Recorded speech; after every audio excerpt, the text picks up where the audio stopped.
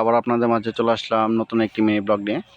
তো আজকের এই মিনি ব্লগে আমি আপনাদেরকে দেখানোর চেষ্টা করব। এই যে দেখতে পাচ্ছেন ডিসপ্লেতে যে গাছগুলো দেখা গেছে, এই গাছগুলো কিন্তু আপনারা অনেকেই চেনে থাকবেন। তারপর আমি আপনাদেরকে বলে দিচ্ছি, এই গাছগুলো হচ্ছে মরিচের গাছ। আপনারা অনেকেই এই গাছটি চেনেন। তো এটি কি মরিচ, এটা আপনাদেরকে দেখাবো।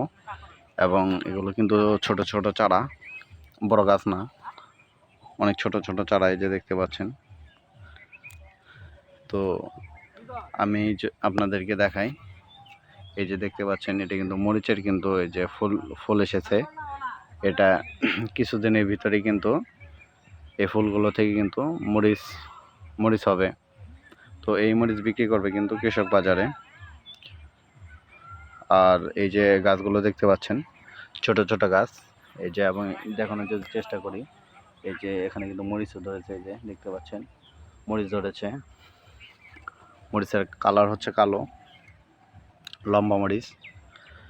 তো এগুলো কিন্তু এই যে দেখতে পাচ্ছেন এরকমভাবে কিন্তু চারা থেকে কিন্তু তারা এই যে চারা দিয়ে থাকে, চারা দিয়ে এগুলো কিন্তু বাজারজাত করা হয়।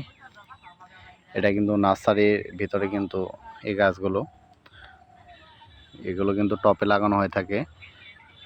টপ থেকে কিন্তু এই চারাগুলো কিন্তু বিক্রয় করা হয়ে থাকে।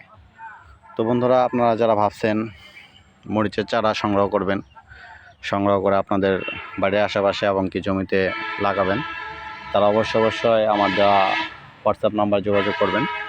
যোগাযোগ করলে আপনারা এই চারাগুলো সংগ্রহ করতে পারবেন। এই চারাগুলো সংগ্রহ করার মাধ্যমে আপনি আপনার বাড়িতে লাগানোর ফলে কিন্তু এখান থেকে কিন্তু মরিচ উৎপাদন হবে। এগুলো কিন্তু আপনারা বাজারে নিয়ে ক্রয় বিক্রয় করতে পারবেন।